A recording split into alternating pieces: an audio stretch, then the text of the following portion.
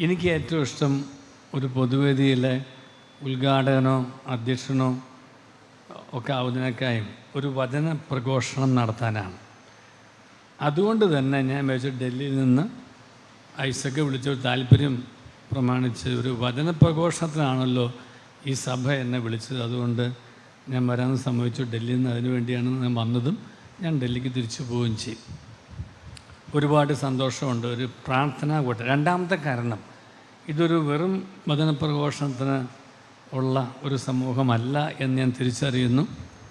തേവദോസ് തിരുമേനി ഇവിടെ പറഞ്ഞ മാതിരി പരിശുദ്ധാത്മാവിൻ്റെ അഭിഷേകം ലഭിച്ച പരിശുദ്ധാത്മാവിനെ എന്താണ് എന്ന് തൊട്ട് അനുഭവിച്ച് അറിഞ്ഞ് നിറവുള്ള പ്രാർത്ഥിക്കുന്ന വ്യക്തികളുടെ ഒരു കൂട്ടായ്മയാണ്. പരിശുദ്ധാത്മാവിൻ്റെ സഹായമില്ലാതെ നമുക്കാർക്കും പ്രാർത്ഥിക്കാനും സാധിക്കില്ല. അതുകൊണ്ടാണ് പ്രാർത്ഥിക്കുന്ന വ്യക്തിക്ക് പരിശുദ്ധാത്മാവ് വേണമെന്ന് പറയുന്നത്. പരിശുദ്ധാത്മാവില്ലാതെ പ്രാർത്ഥിക്കുന്ന വ്യക്തിയാണ് അശുദ്ധാത്മാവ് പ്രാർത്ഥിക്കുന്ന വ്യക്തി. ഈ അശുദ്ധാത്മാവിനെ പ്രാർത്ഥിക്കാൻ കഴിയും. അശുദ്ധാത്മാവ് പ്രാർത്ഥിക്കുമ്പോൾ എനിക്ക് ജോലി കിട്ടണം, എൻ്റെ അസുഖം മാറണം, എനിക്ക് കാശ് കൂടുതൽ കിട്ടണം, എൻ്റെ വരുമാനം വർദ്ധിക്കണം, ഇത് മാത്രമായിരിക്കും. പരിശുദ്ധാത്മാവ് പ്രാർത്ഥിക്കുമ്പോൾ, പരിശുദ്ധാത്മാവിൻ്റെ സഹായത്തെ പ്രാർത്ഥിക്കുമ്പോൾ, എൻ്റെ നല്ല ദൈവമേ, നീ സർവശക്തനാണ് എന്നെനിക്കറിയാം. എൻ്റെ നല്ല ദൈവമേ, നീ സർവജ്ഞാനിയാണെന്ന് എനിക്കറിയാം. എൻ്റെ നല്ല ദൈവമേ, നീ സർവവ്യാപിയാണ് എന്നെനിക്കറിയാം. എൻ്റെ നല്ല ദൈവമേ, നീ സർവശക്തനായതുകൊണ്ട് എനിക്ക് അസാധ്യമായത് നിനക്ക് സാധ്യമാണ് എന്നെനിക്കറിയാം. നിനക്ക് സർവവും സാധ്യമാണ് എന്ന് ഞാൻ ഏറ്റുപറയുന്നു. എൻ്റെ നല്ല ദൈവമേ, നീ എന്നെ കൈവിടില്ല എന്ന് ഞാൻ വിശ്വസിക്കുന്നു. അത് ഞാൻ ഏറ്റുപറയുന്നു. കാരണം ഞാൻ നിൻ്റെ മകനാണ്, ഞാൻ നിൻ്റെ മകളാണ്. ഒരു മകനോ മകളോ എന്നുള്ള നിലയ്ക്ക് ഒരു പിതാവിന് മക്കളെ കൈവിടാനാവില്ല എന്ന് നീ തന്നെ ഞങ്ങളെ പഠിപ്പിച്ചതാണല്ലോ സ്വർഗസ്ഥനായ പിതാവേ എന്ന് വിളിക്കാനായിട്ട്. ആകാശങ്ങളിലിരിക്കുന്ന ബാവാ തമ്പുരാൻ. അപ്പം നിന്നെ ഞാൻ അപ്പ, പിതാവേ, ആബ എന്ന് ഞാൻ വിളിക്കുന്നു എന്നുണ്ടെങ്കിൽ അതിൻ്റെ അർത്ഥം നീ എന്നെ മകനോ മകളായോ അംഗീകരിച്ചു എന്നുള്ളതാണ്. ഒരപ്പനും ഒരു മകനെയോ മകളെയോ തള്ളിക്കളയാനാവില്ല.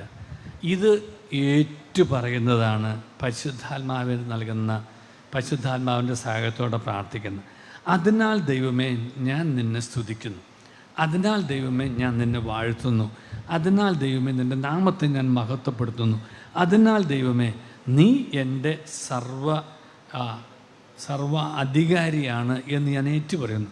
നിന്നെ എൻ്റെ നാഥനും ദൈവവും കർത്താവും രാജാവും രക്ഷകനുമായിട്ട് ഞാൻ എൻ്റെ ജീവിതം കൊണ്ട് പ്രഘോഷിക്കുന്നു. എൻ്റെ അധരം കൊണ്ട് ഞാൻ ഏറ്റുപറയുക മാത്രമല്ല, എൻ്റെ ജീവിതത്തിൽ നീയാണ് എൻ്റെ രാജാവും നാഥനും കർത്താവും രാജാവും രക്ഷകനുമാണ് എന്ന് ഞാൻ ഏറ്റുപറയുന്നു. അത് ഞാൻ നിൻ്റെ സമക്ഷം മാത്രമല്ല, ഈ ലോക സമക്ഷം ഞാൻ പ്രസംഗിക്കുന്നു.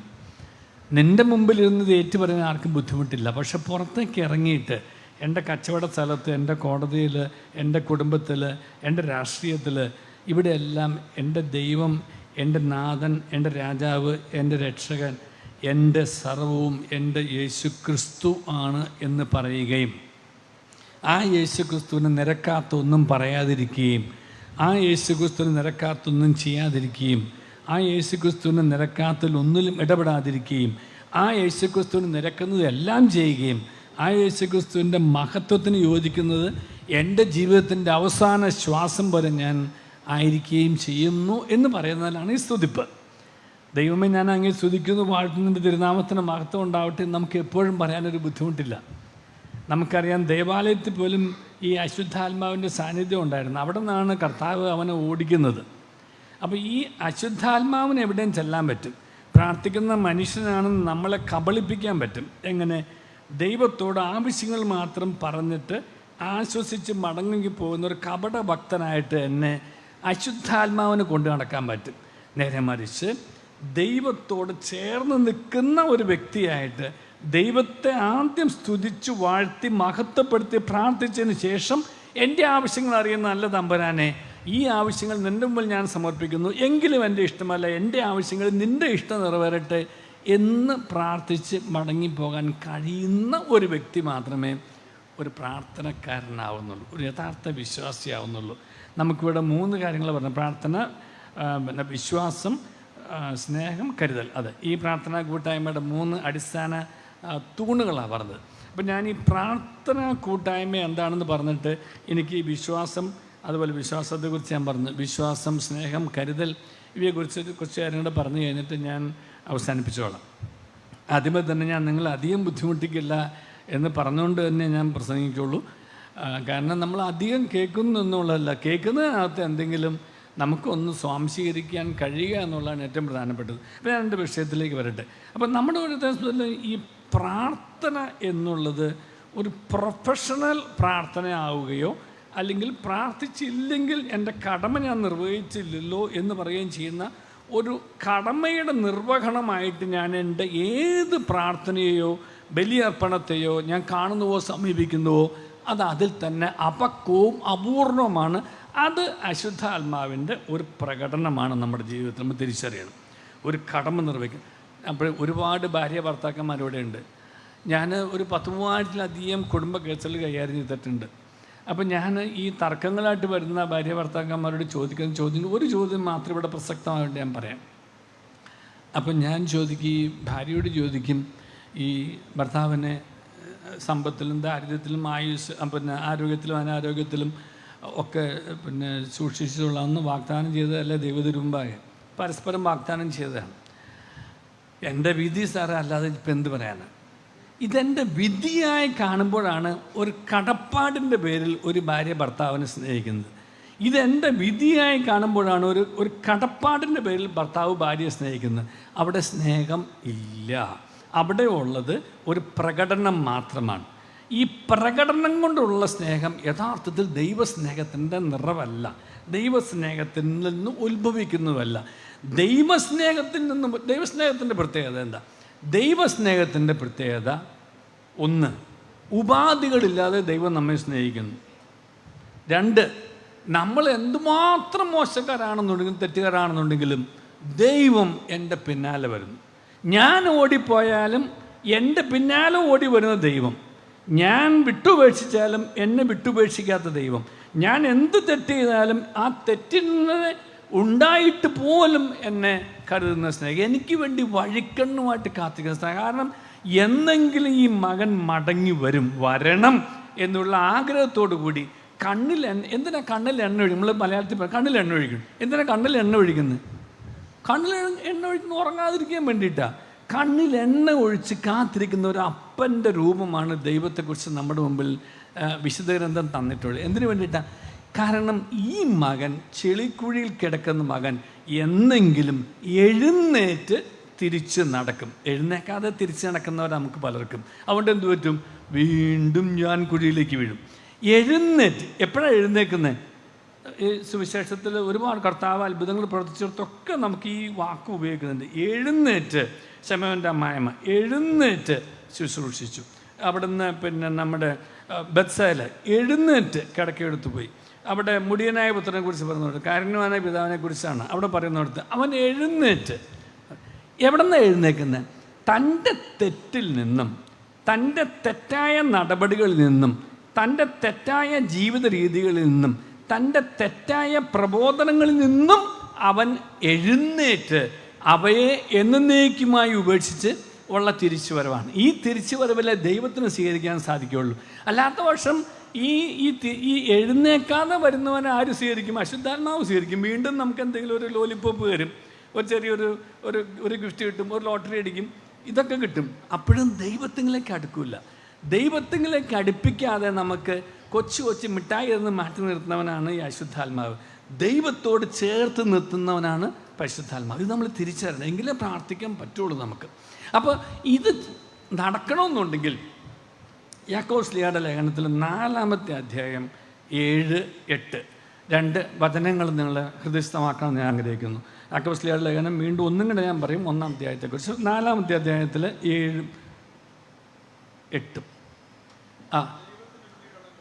അല്ല, ആദ്യത്തെ 7 അതല്ല, 7 പിശാചിനെ ചെറുത്ത് നിൽക്കുക, അവൻ ഓടിപ്പൊക്കോളും. 8 ദൈവത്തോട് ചേർന്ന് നിൽക്കുക, അവൻ നിങ്ങളോടും ചേർന്ന് നിൽക്കും. ശരിയല്ലേ? അപ്പോൾ ഇത് രണ്ട് കാര്യങ്ങളും മനസ്സിലാക്കണം. ഒന്ന്, പിശാചിനെ ഓടിച്ച് കളയാതെ നമ്മൾ ആർക്കും ദൈവത്തോട് ചേർന്ന് നിൽക്കാനാവില്ല. അതുകൊണ്ടാണ് മാമോദിസ സ്വീകരിക്കുമ്പോൾ നമ്മളോട് ചോദ്യം ചോദിക്കുന്നത്. എന്താ ചോദ്യം? അവൻ്റെ ആഘോഷങ്ങളെയും നീ പരിധിച്ചിരിക്കുന്നതാണ്. മറ്റേ ഓർത്തഡോക്സ് സഭയിൽ അങ്ങനെ തന്നെയല്ലേ, മലങ്കര സഭയിൽ അങ്ങനെ തന്നെയാണ്, എല്ലാ ക്രിസ്ത്യൻ. കാരണം പിശാചിനെ അവൻ്റെ ആഘോഷങ്ങളോട് കൂടി ഉപേക്ഷിക്കാതെ ഒരാൾക്കും ഒരു ക്രിസ്തു അനുയായി ആയിരിക്കാൻ സാധിക്കില്ല. കാരണം എന്താ? പിശാചിൻ്റെ ആഘോഷങ്ങളും ദൈവത്തിൽ യേശുക്രിസ്തുവിലുള്ള വിശ്വാസവും പരസ്പര വിരുദ്ധങ്ങളാണ്. അപ്പോൾ യേശുക്രിസ്തുവിനുള്ള വിശ്വാസത്തിൽ നിൽക്കേണ്ട ഒരു വ്യക്തി പിശാചിൻ്റെ ആഘോഷങ്ങൾ അവസാനിപ്പിക്കേണ്ടവനാണ്, അതിൽ നിന്ന് മാറേണ്ടവനാണ്. പിശാചിൻ്റെ ആഘോഷങ്ങളിൽ നിന്നിട്ട് ഒരാൾക്കും ഒരിക്കലും നല്ല ക്രിസ്ത്യാനിയായി ജീവിക്കാൻ പറ്റില്ല. ഒരു നല്ല ക്രിസ്ത്യാനി ഒരു പ്രാർത്ഥനാ കൂട്ടായ്മയിൽ ഇരിക്കാൻ പറ്റില്ല. പ്രാർത്ഥനാ കൂട്ടായ്മയിൽ ഇരിക്കാം, ഒന്ന് കൂടി വരും, കൂടി വന്ന് നമ്മൾ ഇത്തിരി ഭക്ഷണം കഴിച്ചിട്ട് ഗിഫ്റ്റൊക്കെ മേടിച്ച് മടങ്ങിപ്പോകും. നേരെ മറിച്ച് ഒരു പ്രാർത്ഥന, തിരുമേനി പറഞ്ഞ ഒരു പ്രാർത്ഥനയുടെ അനുഭവം, പരിശുദ്ധാത്മാവിൻ്റെ ഒരു നിറവും ആ നിറവ് നൽകുന്ന ഒരു അഭിഷേകവും, അത് ജീവിതത്തിൽ തിരുത്തലുകൾക്കും തിരുത്തിക്കുറിക്കലിനുമുള്ളൊരു വിളിയാണ്. ഈ തിരുത്തിക്കുറിക്കാൻ തയ്യാറാവാതെയും തിരുത്തലുകൾ നടത്താൻ തയ്യാറാവാതെയും ഇരിക്കുമ്പോൾ വീണ്ടും നമ്മൾ ആരായിട്ട് മാറും? ഒരു കപട ക്രിസ്ത്യാനായിട്ട് മാറും. നമുക്ക് ഇന്നുള്ള പ്രശ്നം മുഴുവൻ ഈ വിശ്വാസത്തിൻ്റെ വിശ്വാസ്യതയാണ്. മറക്കരുത്, ഈ വിശ്വാസത്തിൻ്റെ ക്രെഡിബിലിറ്റി ഓഫ് അവർ ഫെയ്ത്ത്, ഈ വിശ്വാസത്തിൻ്റെ വിശ്വാസ്യത ഒന്ന് വീണ്ടെടുക്കാനായിട്ടാണ് യഥാർത്ഥത്തിൽ ഈ ഫെല്ലോഷിപ്പ് നമ്മളിപ്പോൾ കൂടേണ്ടതും പ്രാർത്ഥിക്കേണ്ടതും. വിശ്വാസത്തിൻ്റെ വിശ്വാസ്യത. കാരണം ഈ വിശ്വാസം എന്നുള്ള ആളുകളെ സംബന്ധിച്ചിടത്തോളം എന്തൊക്കെയോ ഒന്നും കിട്ടാൻ വേണ്ടിയിട്ട്, രോഗം മാറാൻ, ജോലി കിട്ടാൻ, കല്യാണം നടക്കാൻ, പിന്നെ അങ്ങനെയൊക്കെയുള്ള ഒരു ആവശ്യങ്ങളുടെ, നമ്മുടെ പ്രോസ്പെരിറ്റി ഗോസ്പൽ എന്ന് പറഞ്ഞോണം, അങ്ങനെ ഒരു ആവശ്യങ്ങളുടെ ഒരു ആഘോഷമായിട്ട് മാറി. അല്ല, അത് പിശാചിൻ്റെ ആഘോഷങ്ങളാണ്. അതിൽ തന്നെ നിൽക്കുകയാണെങ്കിൽ ഇതെല്ലാം നമുക്ക് വേണം. കർത്താവ് പറയുന്നില്ലേ, കർത്താവ് നമ്മുടെ ഈ രോഗശാന്തി കൊടുത്തപ്പോൾ എന്താ പറഞ്ഞേ? അവളെ ഞാൻ കെട്ട് അഴിച്ച് വിടേണ്ടതില്ല എന്നാണോ നീ വിചാരിക്കുന്നതെന്ന് ചോദിച്ചു. അവരോട് ചോദിച്ചു, എവിടെ നിന്നാണ് കെട്ടഴിച്ച് വിട്ടേ? ദൈവത്തെ കാണാനും ദൈവത്തെ തിരിച്ചറിയാനും ദൈവത്തിൻ്റെ സർവശക്തി മനസ്സിലാക്കാൻ പറ്റാത്ത വിധം തടസ്സത്തിൽ നിൽക്കുന്ന രോഗത്തിൽ നിന്നും, ദാരിദ്ര്യത്തിൽ നിന്നും, ദുഃഖത്തിൽ നിന്നും, വേദനയിൽ നിന്നും, കഷ്ടപ്പാടിൽ നിന്നും അവിടെ നിന്നാണ് കെട്ടഴിച്ചത്. ആ കെട്ടഴിക്കാതെ ഒരാൾക്കും ദൈവത്തിൽ. അപ്പം നമ്മുടെ ഏത് കെട്ടഴിക്കുന്നതും എന്തിനു വേണ്ടിയിട്ടാണ്? മറക്കരുത്, ദാരിദ്ര്യം കർത്താവ് മാറ്റിത്തരുന്നത്, രോഗസൗഖ്യം കർത്താവ് തരുന്നത്, ദാമ്പത്യത്തിൽ നമുക്ക് ആ യോജിപ്പ് തരുന്നത്, നമുക്ക് നമ്മുടെ ലൗകിക കാര്യങ്ങൾ ഒക്കെ നടക്കുന്നതിന് വേണ്ടിയിട്ടാണ്. ഈ ലോകത്തിലായിരിക്കുമ്പോൾ ലോകത്തിൻ്റെ കാര്യങ്ങൾ നമുക്ക് നടക്കാതിരിക്കുന്നതിൻ്റെ ഫലമായിട്ട് ദൈവത്തിലേക്ക് പൂർണ്ണമായിട്ടും തിരിയാൻ, ദൈവത്തിൻ്റെ ശക്തി അറിയാൻ, ദൈവത്തിൻ്റെ ശക്തി മനസ്സിലാക്കാൻ, ദൈവത്തിൻ്റെ ശക്തി അനുഭവിക്കാൻ പറ്റാത്ത അവസ്ഥയുള്ളപ്പോൾ അതിൽ നിന്നും നമ്മെ മോചിപ്പിച്ച് ദൈവത്തിലേക്ക് കൊണ്ടുപോകാൻ വേണ്ടിയിട്ട്, ഇതാണ് എഴുന്നേക്കൽ. അപ്പോൾ പിശാചിൻ്റെ അവൻ്റെ ആഘോഷങ്ങൾ, ഈ ആഘോഷങ്ങളിൽ പെട്ടതാണ്. ഒന്ന്, സുഖഭോഗങ്ങളോടുള്ള അതിര് കഴിഞ്ഞ ആസക്തി. രണ്ട്, ജീവിക്കാൻ വേണ്ടി പണം ഉണ്ടാക്കാതെ പണം ഉണ്ടാക്കാൻ വേണ്ടിയുള്ള ജീവിതം. മറക്കരുത്, ജീവിക്കാൻ വേണ്ടി പണം ഉണ്ടാക്കാതെ പണം ഉണ്ടാക്കാൻ വേണ്ടിയിട്ടുള്ള ജീവിതം. 3, ധൂർത്ത്. 4, നമ്മുടെ പിന്നെ അധികാരത്തിന് വേണ്ടിയിട്ടുള്ള അമിതമായിട്ടുള്ള ഓട്ടം. 5, പിന്നെ ദൈവത്തിൻ്റെ പ്രീതിയേക്കായി കൂടുതൽ മനുഷ്യൻ്റെ പ്രീതി, പ്രശസ്തിക്ക് വേണ്ടിയിട്ടുള്ള ഓട്ടം. ഒരുപാടുണ്ട് അങ്ങനെ. ഇതെല്ലാം ദൈവത്തിന് നിരക്കാത്ത, പരിശുദ്ധാത്മാവ് നമുക്ക് തരാതെ, അതേസമയം നമുക്ക് അശുദ്ധാത്മാവ് നമ്മുടെ മുമ്പിൽ നീട്ടിത്തരുന്ന ഈ ലോലി പോപ്പുകളാണ്, മിഠായികളാണ്. ഈ മിഠായിയുടെ സുഖം അനുഭവിച്ച് ജീവിക്കാൻ വളരെ സുഖമാണ്, ഒരു കുഴപ്പമില്ല. കാരണം അധികം അടുക്കുകയും വേണ്ട. പിള്ളേർ പറയില്ലേ, അധികം അടുക്കാനും പോകണ്ട, അധികം അകലാനും പോകണ്ട. ഒരു മിനിമം ഒരു മിനിമം അണ്ടർസ്റ്റാൻഡിങ് ഒരു ക്രിസ്ത്യാനിക്ക് ഇല്ല, ഒരിക്കലും ഇല്ല. ഒന്നുകിൽ അവൻ ദൈവത്തിൻ്റെ കൂടെ, അല്ലെങ്കിൽ അവൻ പിശാചിൻ്റെ കൂടെ. ഒരു 2 വഞ്ചിയിലുള്ള കാല് ഒരിക്കലും ക്രിസ്ത്യാനിക്ക് ചേർന്നതല്ല. അത് ക്രിസ്ത്യാനിയുടെ കാപട്യമാണ്. ഈ കാപട്യത്തിൽ നിന്നാണ് നമ്മൾ മറികടക്കേണ്ടത്. അപ്പം നമുക്ക് പ്രാർത്ഥന എന്ന് പറയുന്നത് ദൈവത്തെ ദൈവമായി കണ്ടുകൊണ്ട് തന്നെ അംഗീകരിക്കുകയും ആരാധിക്കുകയും മഹത്വപ്പെടുത്തുകയും ചെയ്തതിന് ശേഷം ദൈവത്തിൻ്റെ മുമ്പിൽ ഞാൻ ഫ്ലാറ്റായിട്ട് വീഴുന്നതാണ്. പത്രോസിനോട് ചോദിച്ച മൂന്നാമത്തെ ചോദ്യത്തിൻ്റെ മറുപടി എന്തായിരുന്നു? മൂന്നാമത്തെ ചോദ്യത്തിൻ്റെ മറുപടി, പത്രോസിൻ്റെ മറുപടി എന്തായിരുന്നു? നീ എല്ലാം അറിയുന്നു. കാരണം ആദ്യം പറഞ്ഞു ഞാൻ നിന്നെ സ്നേഹിക്കുന്നു, രണ്ടാമത് പറഞ്ഞു ഞാൻ നിന്നെ സ്നേഹിക്കുന്നു, നിനക്കറിയാം, പിന്നെ എന്തിനാ എന്നെ ബുദ്ധിമുട്ടിക്കണേ? എന്നാലും കർത്താവിനറിയായിരുന്നു. അതുകൊണ്ട് എന്താ ചോദിച്ചത്? നീ എന്നെ വീണ്ടും ചോദിച്ചു. കർത്താവ് അപ്പോൾ പത്രോസ് എന്താ പറയുക? മൂന്നാം പ്രാവശ്യം ചോദിച്ചപ്പോൾ, 3 പ്രാവശ്യം പിന്നെ നോ പറഞ്ഞ ആളാണല്ലോ, അതുകൊണ്ട് ആ 3 പ്രാവശ്യം തിരിച്ച്, അതുകൊണ്ടാണ് 3-ാം പ്രാവശ്യവും തിരിച്ചിട്ട് അവിടുന്ന് അടിവേരുൾപ്പെടെ പുറത്തെടുത്തിട്ട് പത്രോസിനോട് കംപ്ലീറ്റായിട്ട് പൂർണ്ണമായിട്ടും ദൈവത്തിന് മുമ്പിൽ വിട്ടുകൊടുക്കാൻ ആവശ്യപ്പെടുന്നൊരു വിളിയായിരുന്നു. അതുകൊണ്ടാണ് പറഞ്ഞത് നീ എല്ലാം അറിയുന്നു. നീ എല്ലാം അറിയുന്ന നീ നിൻ്റെ മുമ്പിൽ നിന്നും ഇനി എനിക്ക് ഒളിച്ചോടാനാവില്ല എന്നും, നിന്നെ കളിപ്പിച്ചിട്ട് ഞാൻ ലോകത്തിൻ്റെ പിന്നാലെ പോവില്ല എന്നും, നിന്നെ വിട്ടിട്ട് എനിക്ക് ലോകത്തിൽ ഒന്നും വേണ്ട എന്നും ഉള്ളൊരു ഏറ്റുപറച്ചിലാണ് ആ മൂന്നാമത്തെ ഫോളിങ് ഫ്ലാറ്റായിട്ട് വരുന്നത്. നീ എല്ലാം അറിയുന്നു. അപ്പോൾ എല്ലാം അറിയുന്ന ഒരു ദൈവമാണ് നമ്മുടെ ദൈവം എന്നുള്ളത് നമ്മൾ മറക്കരുത്. ഈ ദൈവം അറിയുക എന്ന് വെച്ചാൽ അതിൻ്റെ അർത്ഥം ദൈവം നമുക്ക് തന്നിരിക്കുന്ന സ്വാതന്ത്ര്യത്തെ നാം ദുരുപയോഗിച്ചാലും ദൈവം അറിയുന്നുള്ളത് മറക്കരുത്. ദൈവം നമുക്ക് ഒരുപാട് സ്വാതന്ത്ര്യം, ദൈവം നമുക്ക് എന്തിനാ സ്വാതന്ത്ര്യം തന്നെ? ദൈവം നമുക്ക് സ്വാതന്ത്ര്യം തന്നെ ദൈവത്തിൻ്റെ സാദൃശ്യത്തിൽ, ഛായയിലും സാദൃശ്യത്തിലുള്ള എൻ്റെയും നിൻ്റെയും ഛായയും സാദൃശ്യവും ദൈവത്തിൻ്റെതാണ്. എന്താ ദൈവത്തിൻ്റെ സാദൃശ്യം എന്നുള്ളൊരു പ്രത്യേകത? ദൈവത്തിൻ്റെ സാദൃശ്യം എന്നുള്ള പ്രത്യേകത ഒരുപാട് പ്രത്യേകതകളുണ്ട്. 1, ദൈവത്തിൻ്റെ സർവ്വശക്തിയാണ്. 2, നിത്യതയാണ്. 3, വളരെ പ്രധാനപ്പെട്ട ഒന്നാണ് ഈ ദൈവം നമ്മുടെ സ്വാതന്ത്ര്യത്തിൽ ഇടപെടില്ല എന്നുള്ളത്. സ്വാതന്ത്ര്യത്തിൽ ഇടപെട്ടാൽ എന്താവും? നമുക്കൊരു സെർവൻ്റായി പോകും. ദൈവം ഒരു മനുഷ്യനെയും സെർവൻ്റല്ല സ്ലേവായി പോകും. ഒരു മനുഷ്യനെയും ദൈവം അടിമയാക്കാൻ ആഗ്രഹിച്ചില്ല. അടിമയ്ക്ക് എന്തില്ല? സ്വാതന്ത്ര്യമില്ല. എന്ത് സ്വാതന്ത്ര്യമില്ല? വേണമോ വേണ്ടയോ എന്ന് തീരുമാനിക്കാനുള്ള സ്വാതന്ത്ര്യം അടിമയ്ക്കില്ല. അടിമയ്ക്കുള്ളത് അനുസരണം, ബ്ലൈൻഡ് ഒബീഡിയൻസ്, അന്ധമായിട്ടുള്ള അനുസരണം മാത്രമേ ഉള്ളൂ. അതാണ് അടിമയുടെ പ്രത്യേകത. അപ്പം അടിമ ആക്കാതെ ദൈവം എന്ത് തീരുമാനിച്ചു? നിന്നെ ഞാൻ എൻ്റെ മകനും മകളുമായി എൻ്റെ സ്വന്തം ഛായയിലും സാദൃശ്യത്തിലും സൃഷ്ടിക്കുന്ന എൻ്റെ അടയാളമായിട്ട് ഞാൻ നിനക്ക് നിത്യതയോടൊപ്പം നിത്യത സ്വീകരിക്കണമോ വേണ്ടോ തീരുമാനിക്കാനുള്ള സ്വാതന്ത്ര്യം കൂടെ നിനക്ക് തരുന്നു. I you the freedom to choose. കാരണം നിൻ്റെ തിരഞ്ഞെടുപ്പ് അനുസരിച്ചിട്ടാണ് നിൻ്റെ വിളി. അതുകൊണ്ടാണ് ഞാൻ നേരത്തെ പറയാൻ വന്നത്, ഇതെൻ്റെ വിധിയല്ല, ഇതെൻ്റെ വിളിയാണ് എന്ന് ഏത് ഭാര്യ തൻ്റെ ഭർത്താവിനെക്കുറിച്ചും ഏത് ഭർത്താവ് തൻ്റെ ഭാര്യയെക്കുറിച്ചും മനസ്സിലാക്കുന്നുവോ, എവിടെ മാതാപിതാക്കന്മാരെക്കുറിച്ചും മക്കൾ മനസ്സിലാക്കുന്നുവോ, എവിടെ നമ്മൾ വിളിക്കപ്പെട്ട, നിയോഗിക്കപ്പെട്ട, അയക്കപ്പെട്ട സ്ഥലത്ത് അപൂർണതകളുടെ മധ്യ ജീവിക്കുമ്പോൾ അവിടെയുള്ള അസ്വസ്ഥതകളുടെ മുമ്പിൽ നിന്നുകൊണ്ട് ദൈവമേ ഇതെൻ്റെ വിധിയല്ല, ഇതെൻ്റെ വിളിയാണെന്നുള്ള തിരിച്ചറിവോടുകൂടി ഒരു കംപ്ലീറ്റ് സറണ്ടർ നടത്താൻ കഴിയുന്ന, വിട്ടുകൊടുക്കാൻ കഴിയുന്ന, വിട്ട് വീഴാൻ കഴിയുന്ന, അല്ല വിട്ടുവീഴ്ച, വിടുകയും വീഴുകയും ചെയ്യുന്നതാണ് വിട്ടുവീഴ്ച. നമ്മൾ ഒരുപാട് പറയില്ല, തർക്കങ്ങളിലൊക്കെ പറയുന്നത് വിട്ടുവീഴ്ച. വിട്ടുവീഴ്ചയുടെ അർത്ഥം എന്താ? എൻ്റെ പിടി ഞാൻ വിട്ടു, മനുഷ്യൻ്റെ പിടിയിൽ നിന്ന് വിട്ടു, വീഴുന്നു. എവിടേക്ക് വീഴുന്നു? ദൈവമേ നിൻ്റെ കരങ്ങളിലേക്ക് ഞാൻ വീഴുന്നു. എൻ്റെ പിടി, ലോകത്തിൻ്റെ പിടി ഞാൻ വിട്ടിട്ട് നിൻ്റെ കരങ്ങളിലേക്ക് ഞാൻ വീഴുന്നതാണ് വിട്ടുവീഴ്ച. നമ്മൾ കോംപ്രമൈസ് എന്നുള്ള ഇംഗ്ലീഷിൻ്റെ മലയാളം അല്ല യഥാർത്ഥത്തിൽ നമ്മുടെ ആത്മീയ ഭാഷയിൽ വിട്ടുവീഴ്ച. ഞാൻ എൻ്റെ പിടി വിട്ടിട്ട് നിൻ്റെ കൈകളിലേക്ക് ഞാൻ എന്നെ വീഴുന്നതാണ് ഈ വിട്ടുവീഴ്ച.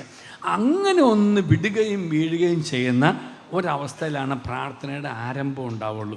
അങ്ങനെയുള്ളവരുടെ കൂട്ടായ്മയാണ് പ്രാർത്ഥനാ കൂട്ടായ്മയാവുള്ളൂ. അല്ലാതെ ഞാൻ എന്നിൽ ആശ്രയിച്ചിട്ടും ഞാൻ എന്നിൽ എൻ്റെ പ്രാർത്ഥനകളുടെ ആ ഒരു പൂർണ്ണതയിലും പ്രാർത്ഥനകളുടെ ആ ഒരു ബലത്തിലും ഞാൻ എൻ്റെ ഒരു നല്ല പ്രാർത്ഥനാക്കാരാണെന്ന് വിചാരിച്ചിട്ടും കൂട്ടായ്മയിൽ വന്നു കഴിഞ്ഞാൽ ഒരിക്കലും ഉണ്ടാവില്ല. അതുകൊണ്ടാണ് ആദിമ ക്രൈസ്തവ സഭയിൽ പറഞ്ഞിരുന്നത്, അവർ താല്പര്യപൂർവ്വം അനുദിനം ദേവാലയത്തിൽ ഒരുമിച്ച് കൂടുകയും ഭവനം തോറും എന്തൊക്കെയായിരുന്നു? പ്രാർത്ഥന, പ്രബോധനം, അപ്പം മുറിക്കൽ എന്നിവയിൽ ഹൃദയലാളിത്യത്തോടും വിശുദ്ധിയോടും കൂടി പങ്കെടുത്തുകൊണ്ട് ഒരു 11 ഘടകങ്ങൾ അവിടെ പറഞ്ഞു ഈ പ്രാർത്ഥനയെക്കുറിച്ച്.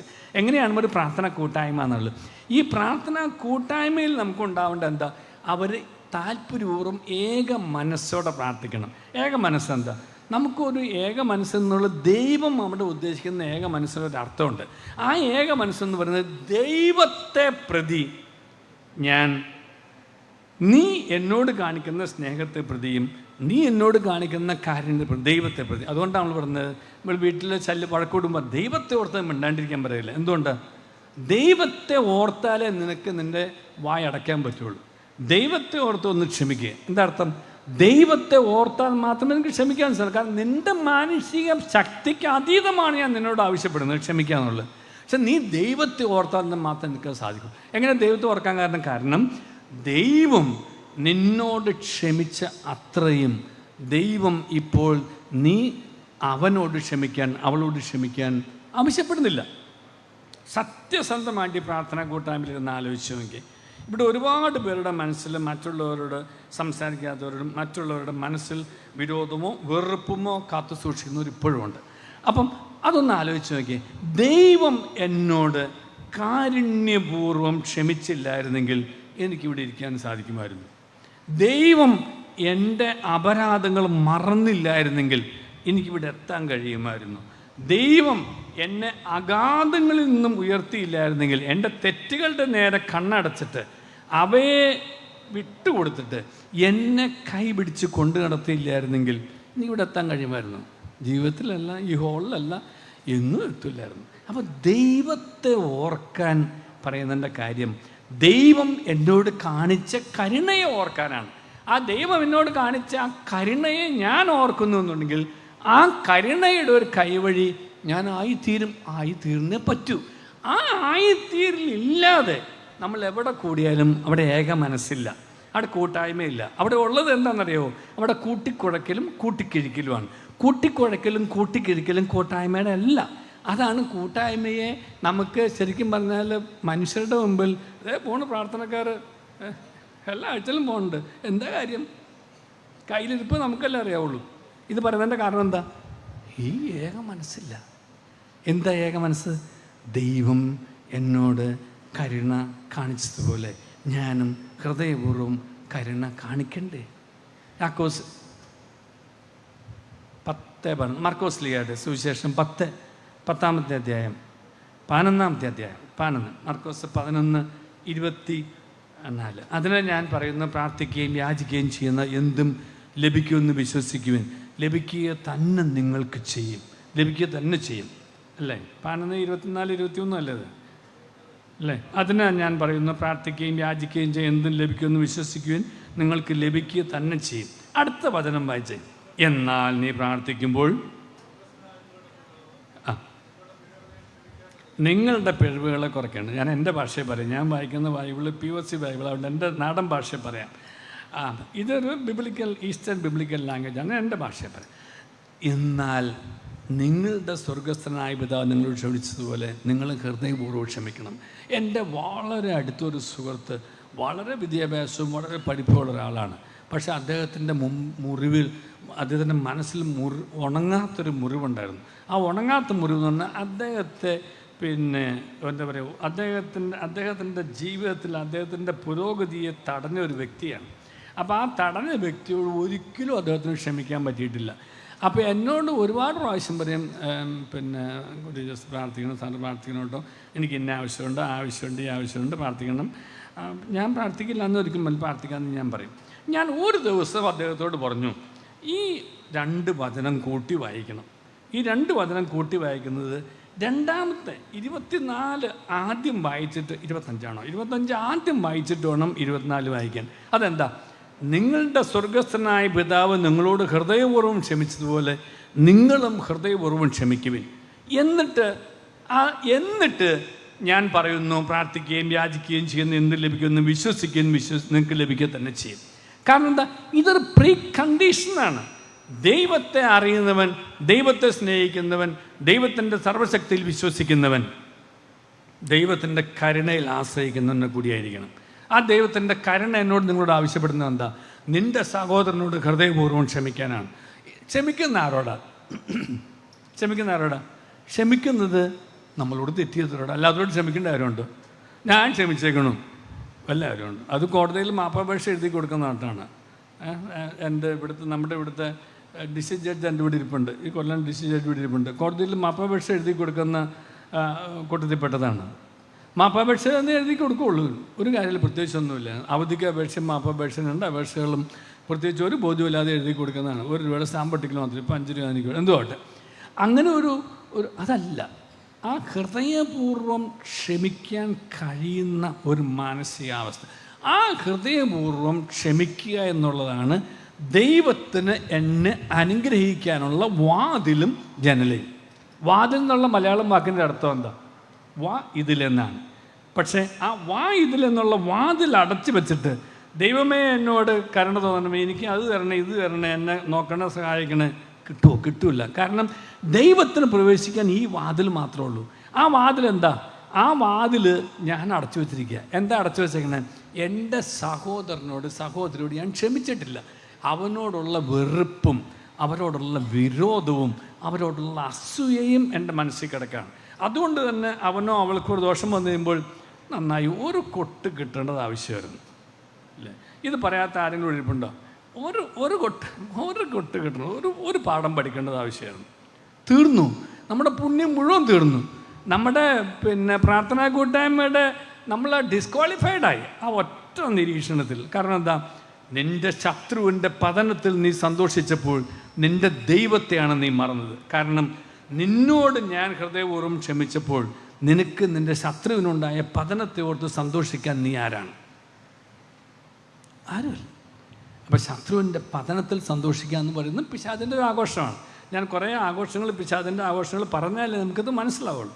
അതുകൊണ്ടാണ് ഓരോന്നായിട്ട് ഞാൻ പറഞ്ഞത്. അപ്പം അങ്ങനെയുള്ള ഒരു അവസ്ഥയിൽ നിന്ന് മാറിയിട്ട് നമുക്ക് നമ്മുടെ മനസ്സിൽ നിന്ന് വെറുപ്പ്, വിരോധം, വൈരാഗ്യം, വിദ്വേഷം, എന്താ പറയുക, അസൂയ, അങ്ങനെയുള്ള ആ മാലിന്യങ്ങൾ നീക്കിക്കളയാതെ ഒരിക്കലും നമുക്ക് ഒരു ഐശ്വര്യം ഉണ്ടാവില്ല.